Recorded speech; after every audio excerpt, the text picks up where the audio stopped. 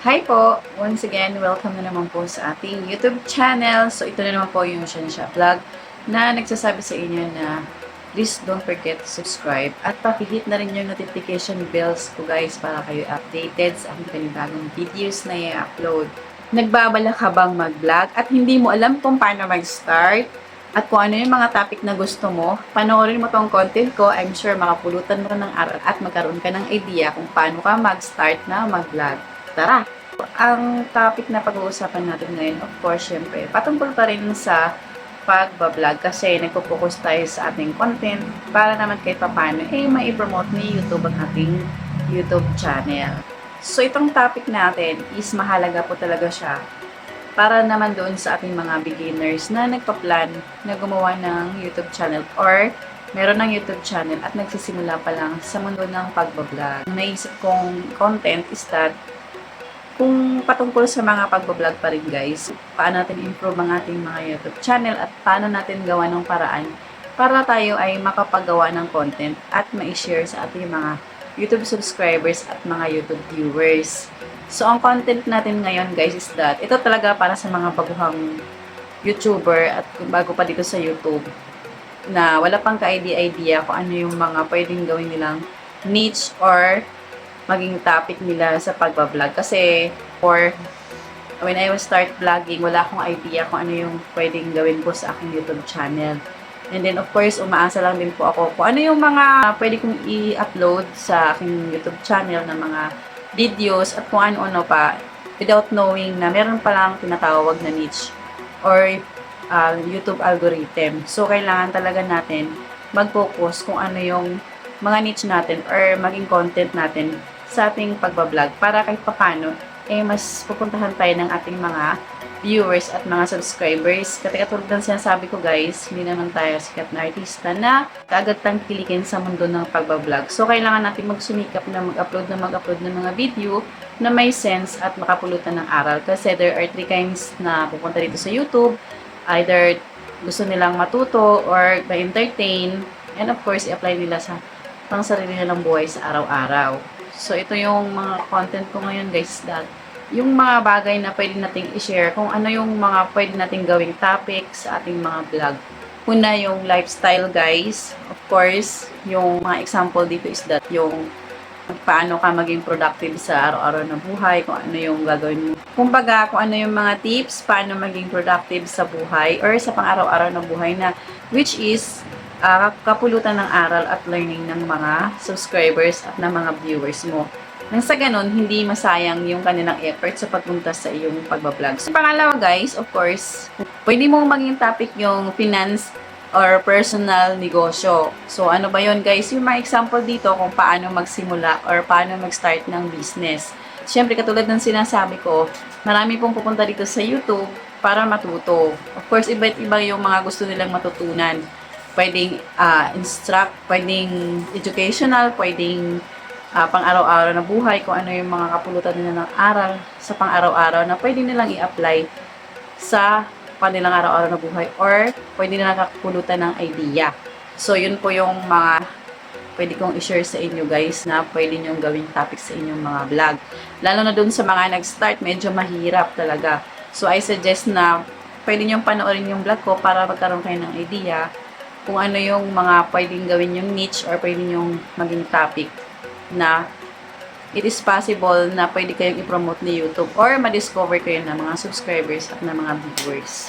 Another idea naman guys is that pwede kayong mag-topic ng online trend or online technology. So, ano po ba yun guys? Of course, pwede kayong mag-topic ng about sa mga gadget, pwede yung i-topic yun, or kung ano man yung mga pwedeng, kumaga sa technology, pwede yung i-topic yung mga gadget, yung mga specification ng mga gadget, and then yung pangalawa, yung mga online trend, kung ano yung mga trending, kung ano yung mga viral, pwede yung i-topic yun guys, para kahit paano makasabay din po yung inyong YouTube channel sa mundo ng pagbablog. Or it is possible din na mai-promote ni YouTube ng kusa ang inyong mga YouTube channel dahil sa nilalaman ng inyong mga content. Another one naman guys, kung ikaw po ay nag-aaral and then pwede kang mag-topic ng educational, informative. So, Ano ba yung educational, guys? Of course, yung mga tutorial, kung ano yung tungkol sa school, kung ano yung pwede mong i-share, lalo na dun sa mga nag-aaral, lalo na dun sa mga estudyante,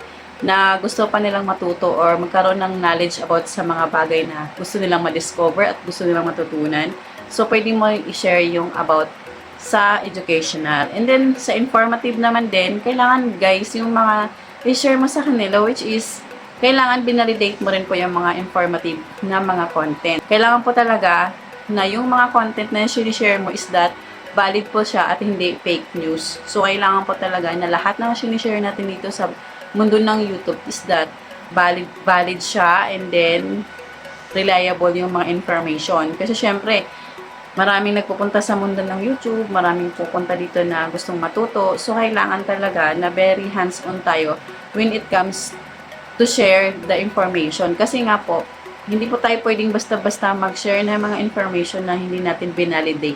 Kasi katulad ng sinasabi ko, marami po talagang fake news ngayon. So, kailangan lahat ng information na sinishare natin is that very reliable or makatotohanan po talaga. So, another topic guys na pwede nating i-share sa ating mga subscribers at mga viewers or doon sa mga nagbabalak na mag-vlog is that yung relationship and personal stories. So, ano po ba yung mga relationship at personal stories dito? Yung halimbawa dito guys is that kung paano tayo mag-share ng mga advice sa ating mga subscribers at sa ating mga viewers. Kung baga meron tayong mga personal experience, kung ano yung mga na-experience natin sa pang-araw-araw or sa mga past relationship at kung ano yung mga natutunan natin na pwede nating i-share sa mga subscribers at sa mga viewers na pwede nilang kapulutan ng aral at maging aware din sila sa pakikipagrelasyon. Yun, pwede rin po yung kapulutan ng aral guys, yung share personal relationship, personal stories, yun po yung pinakamahalaga. Kung ano yung mga bagay na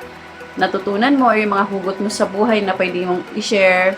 Pero guys, I suggest na kailangan maging maingat din po tayo sa pag-share ng ating mga personal stories, mga personal relationship. Kasi syempre, yung privacy din ang ating pag-iingatan. So, sa mga nagpabalak na mag-vlog, pwede nyong gawin yon mga experience nyo or mga nakaraan nyo, kung ano man yung maganda bang kalabasan or, or hindi maganda or kung ano yung mga natutunan nyo as yung past relationship nyo, pwede nyo i-share dito as a content. Ayan, so another idea guys is that pwede nyo i-share yung travel and culture. So ano ba yung travel? Yung pamilya naman kayo guys dun sa mga travel vlog, yun sa mga travel vlog. So kung mahilig ka mag-travel, pwede mong gamitin ang pagta-travel nyo. Pwede nyo gawing content kung saan lugar kayo nagpupunta.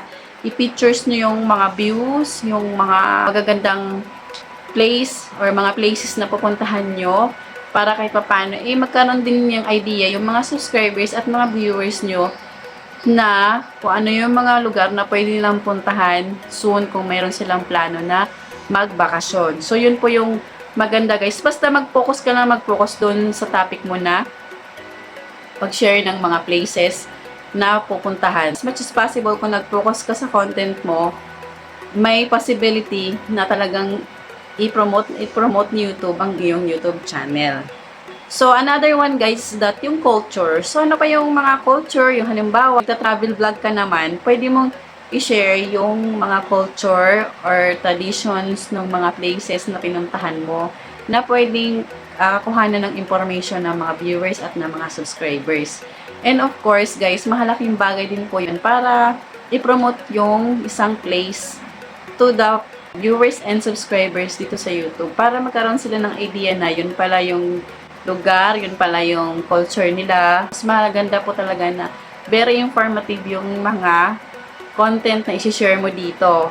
Kasi nga po, katulad ng sinasabi ko, kung nag-start pa po ako mag-vlog, wala pa akong kaalam-alam. Basta nag-vlog lang po ako. And then, hindi ko iniisip na kailangan pala nating mag-focus sa ating mga niche. Pero nakatulong din naman po talaga siya guys. Pero medyo matagal po talaga yung paglago ng iyong YouTube channel.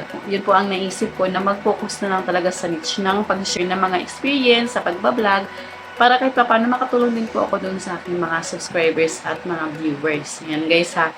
Maraming salamat sa pagpunta sa aking YouTube channel. Sana meron na naman kayong natutunan ngayon. So, this is Share na siya once again na nagsasabi sa inyo na kung kaya ko, I'm sure kakayanin mo rin Don't forget to subscribe. Pakihit ng notification bell sa baba para kayo updated sa aking panibagong videos na i-upload. Thank you so much!